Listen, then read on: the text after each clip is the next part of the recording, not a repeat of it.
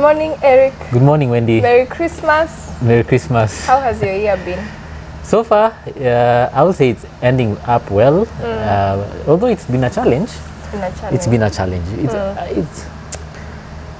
I think it was needful. The year was one year that whatever has happened was a wake-up call to many things. So I'm grateful, to be honest.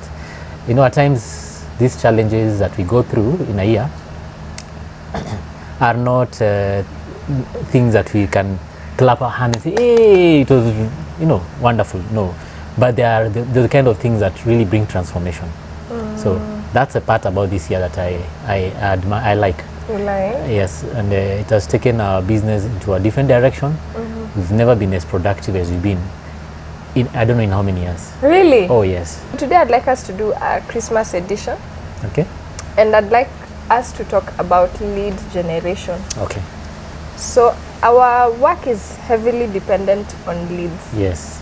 And a huge amount of your time is spent generating leads or servicing leads. Yes. Looking for new leads or servicing current leads or keeping in touch with past leads. True. So I would love us to learn from you today, which I'm very curious to learn because it's a challenge I've faced personally this year. Yeah. How do we get from lead generation to lead conversion? Lead conversion. Okay. That road in between, when you've generated the leads, what happens in between here so that we convert as many leads as possible into clients who are satisfied? We close them and they're satisfied.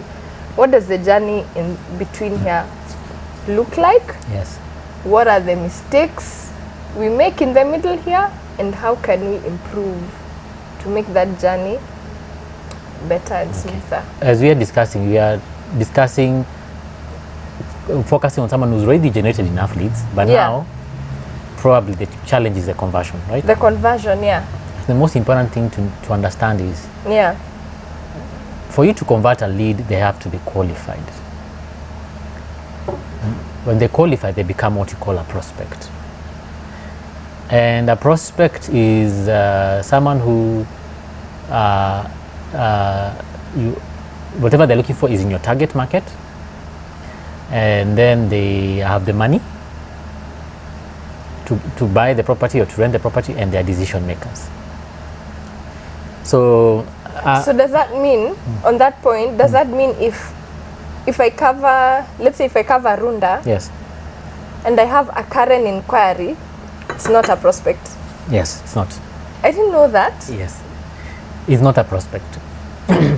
You struggle to rent or to sell that property in Karen as compared to the Runda, which is what you're used to.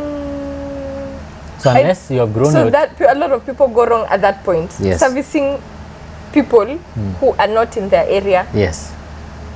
So you've said it very well. One way to increase your lead conversion is to focus on your target, on your market. Neighborhood. Focus on your neighborhood. That's one way. Wow. Yeah. What do we say to the people who are not in our neighborhood? So that's why you need a team to work with. When you team up, you perform better because you will not struggle to handle things that are out of your way. Just picture with me this. If your average showings are 3 a day, and each showing takes an hour, plus if the showing, let's say you have 3 showings a day, and those are 3 different clients, I think that will take a whole day. Yeah, easily. Basically, if you are showing them more than 3-4 properties easily. So it's not possible to have 3 showings a day. But can you imagine? And it's not sustainable. It's You'll not be sustainable. so tired. But can you imagine if those showings were happening in one street? That all these clients want something within that one street. Or in one building. Or in one building. Even better. Yeah. So if they're happening, you have 10 listings on a street, you need to show them. It's possible for them to happen in a day. Yeah, it will be possible. But can you imagine if that one client was in, let's say, Karen. Westlands, Karen, Runda, Kitambo, you cross over and show them properties on those sides, it might be quite a challenge. So there is So poor time management also contributes to lack of conversion. Yes. That you waste a lot of time, Yes. hence reduce your chances of closing. Definitely yes. Because I can imagine right now the roads are being constructed. Today took me some time to get here because I'd forgotten about the road construction, that there's a bit of traffic. So you can imagine the commute from one location to the other and back. Those are 2 hours gone, or about travel time. More than 10%, about 20% of your time in a day. About 20% is not efficient, just on the road. You need to be brave enough, because some clients you may just have to tell them, I appreciate your business. This area, I don't have someone to refer you to, and I'm not an expert in this area. So you've communicated 2 things. I'm an expert in a different area. I know and they'll appreciate that, and they'll know you're more focused. So they'll give you more business because of that focus. But at the same time, they might go disappointed, but agents think that if you say no to the client, then you have not valued them. But that's how I always feel personally. Yeah. But that's not the case. It's not the case? It's not the case. So you need to learn some scripts, like what to tell them, so that you can convert them for the future. Now, we're talking about conversion today. You need to let them know, I truly, truly want your business. Would you refer to me clients in the area of Westlands, Riverside in the future? Don't let that's my area. Yes, don't let the conversation just end and say, if it's okay with you, can I stay in touch? Just to see how everything went. So that's another way to ensure that you've converted them and you continue, and you've added them into your database. Because they give you permission to add them in the database, it means you have business for the future, which is another thing that most agents lose, the business for the future. That is very, very, very enlightening. That a prospect has to be in your area of specialization. Has to have a budget, can afford what they're asking for, and has to be a decision maker. Oh my God. So if you lose any of these 3, you're wasting time. So now, once we've gotten this person, we've established, and I think a lot of agents, including myself, we spend a lot of time on people who are not in our areas of specialization. Because you don't want to tell them you don't specialize in that area when they have a good budget. We put budget ahead of specialization. That's a lesson to learn there. A story is told of one of the guys who made lots of money. I don't remember how much, but it's in the billions of commission. I raised estate agents, not in our country. But in that year, he was doing commercial, he sold 6 buildings. 6. But they were in one street. So he made a lot of money. And so, but the guy is focused. It's not just a coincidence. So there is value in focusing on your neighborhood. And that's the hardest thing to tell real estate agents. So hard. I have tried. Not many get it. It's so hard. But I like how Coral has done it. Because I think Coral, they major on these days they've expanded, but there was a time they were mainly General Madenge Parklands.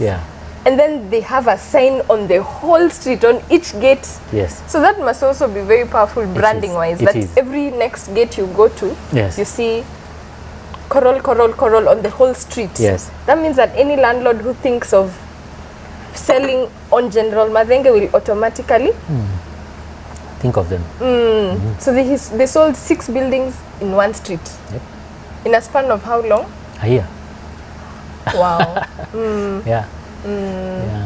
So once we've qualified them, that they have the budget, they're in our area of specialization, and they're a decision maker, what do we do from there? Usually that will happen in what you call, the initial calls. It's on phone, and probably you're talking to them on phone initially. Invite them to a meeting to consult with them, and in that meeting is when now you need to convert them, because a physical meeting. A physical meeting. What's the importance of a physical meeting? A physical meeting creates a connection. There is a lot of research that shows you have higher chances of converting a client that you have met in person. Because of trust. Yes, you know, I think I've talked to you here about the 3-7-27 rule. 3-7-27 rule. 3 mentions that you're Wendy, 7 mentions that you're Wendy with your real estate company or whichever it is, and 27 to earn the trust. Now, physical meetings are one of the things that you need to do with these people. So there are some which you may not do physically, but if it's a prospect, someone who needs to be converted, then if they qualify to come, if they qualify from lead to prospect, invite them to a meeting. That is separate from the viewing. Yes. Because that's where now you consult with them and help them to get into a commitment, and now you move forward. Yeah. For myself, on the buyer side, on the tenant side, for those who have done that process with them, I've never gone past 4 properties before they found what they're looking for. Yes.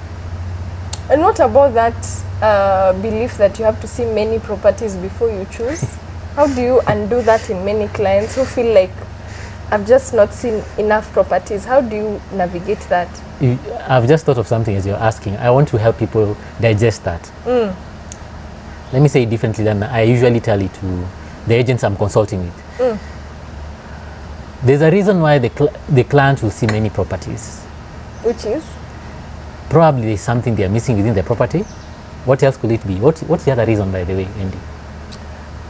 I always feel like some people feel like they need to make sure they've exhausted as many, especially the locals. Yes. So expatriates, they don't have time, they don't know the place, and they're very specific. So they may tell you General Madenge and how many apartments are on General Madenge, or they'll tell you Othaya Road. But the locals who've been here longer, let's say someone who's open to Lavington, Kilimani, Kileleshwa. Yes. Those 3 areas already creates that wide spectrum of.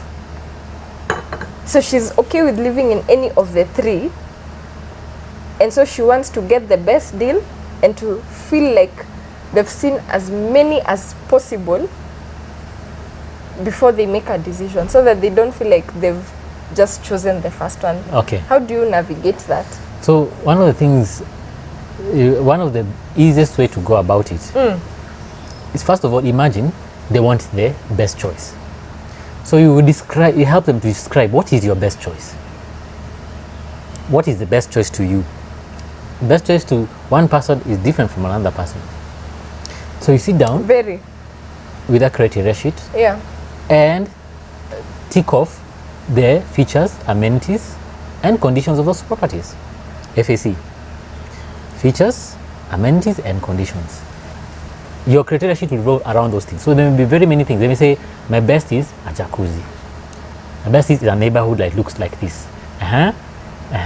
You consult with them, follow through until you have explained what they are looking for better than they are saying it.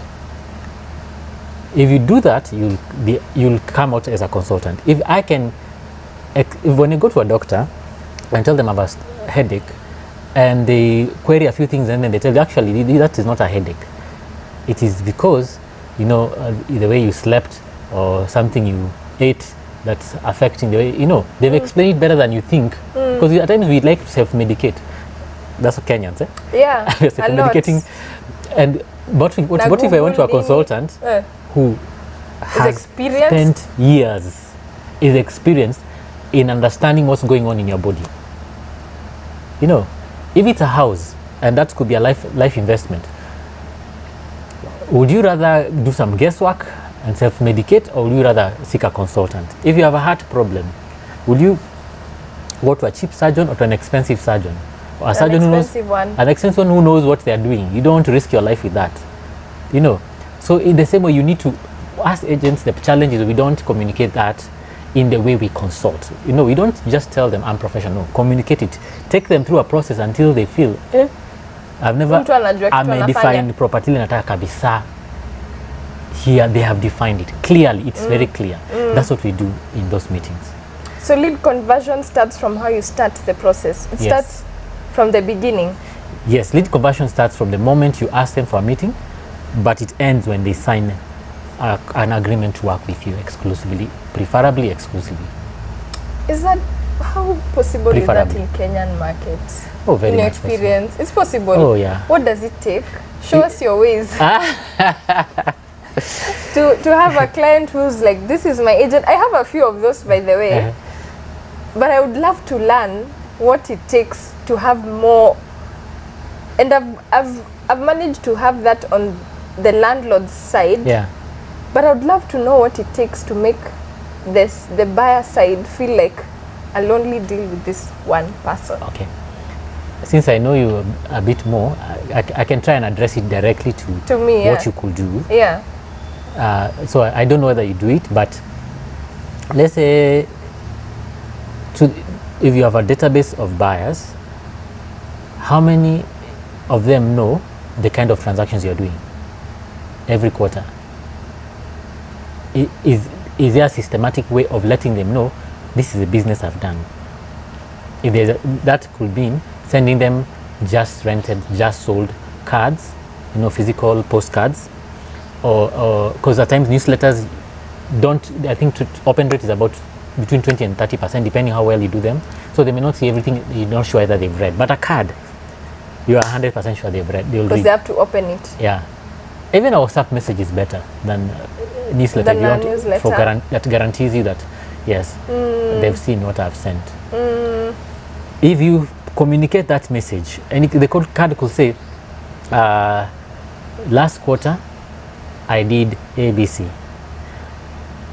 Would you recommend anyone to me that would need a property for sale along, let's say, Rafter Road? And they see that like, wow, you did all these transactions. Yes. See, now those are touches. You have to continuously do the touches, which is another way of keeping your database close to you. So building credibility helps a lot. Yeah. To create that exclusivity. Yeah. Because they'd want to work with the best. Yeah. Think of it not as bragging, it's information. We don't share information with our buyer. Yeah. So you may share something like, do you know the average price in this market per square foot is this much? And you, down there you say, I've done 5 or 6 transactions the last 3 months. So you see, you shared information. There's a way to share it. Wow. So that's how you build it. So by the time they are sending someone to you like, hey, this one, they have done some sales, and they are giving you see, based on this information, they have done it. Go to them. Does it make sense? It makes a lot of sense because if you're sure you have the best, mbona ushinde ukitafuta mwingine? Unajua? It makes a lot of sense. Yeah. Yeah. So that if I'm sure you know this market, I'm sure you understand my needs, so no need to keep looking for others. Yeah. That's the easiest, especially for someone who has a track record like you. If you don't have a track record, make sure you collaborate with other agents in your market to gather facts. So that's another way I do it. You have the facts, and if they needed proof, you can tell them, okay, go to that building and ask them about the price. So if they're assuming it's a seller, and they'll go and ask about the price, and they realize, oh, these are the buildings with the features and maintenance condition that are comparable to mine, and if I price it above, this is my competitor, for example. So you convert them. At that point, they sign up with you. So you need to go with this information or research you have, or analysis. We call it comparative market analysis. If you're going to a seller, you need to have it. Even when you're sitting down with a buyer, you need to have that information. And that's the power of focusing on neighborhood. That information will be on your fingertips. So by the time you're sitting down with them and they're thinking, I want this house, duplex, with all these features, and they want it for less than 50,000 shillings if it's assuming it's a rental, that's when you tell them, look, I have data to help you to understand what are the market rates. I can tell you, these are good features, I understand, but if there are needs, these are needs, then you need to up your budget. Then you discuss, okay, so what are your wants, what are your needs, what are your unwanted? So you say, our goal is to focus on the needs. If we meet our needs, do you feel like we'll have done 8 out of 10 in terms of performance? Is 8 out of 10 acceptable? They tell you no. If I can go up to 8.5 by just meeting some wants, like then that will be good. So let's prioritize. You prioritize the needs, you prioritize the wants, and you advise them as a market expert about the budgets. So once they understand the budgets, then there's no need, you discuss and agree. Is there a need to show you a property that's above your budget? Make you wish for it.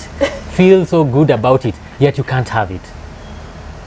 Because I can guarantee there's no need. And tell them, I do the same process with sellers and advise them. Based on this comparative market analysis, if you price the property above this price, buyers will have alternatives. Or rent tenants have alternatives. They will not take your property. So price it correctly so that we don't miss it and don't leave money on the table. And that's what you do. Hii mambo ya kuprice slightly higher ndio watu kuja negotiate, you miss opportunities. Doesn't work. It doesn't work. Then when you lower the price, people think that property has a problem. Or when it stays long in the market, like, hey, something is not okay with that property. And when they come, by the time they come to you and you stay long in the market, now they negotiate hard. They have more negotiation power. They have leverage over you.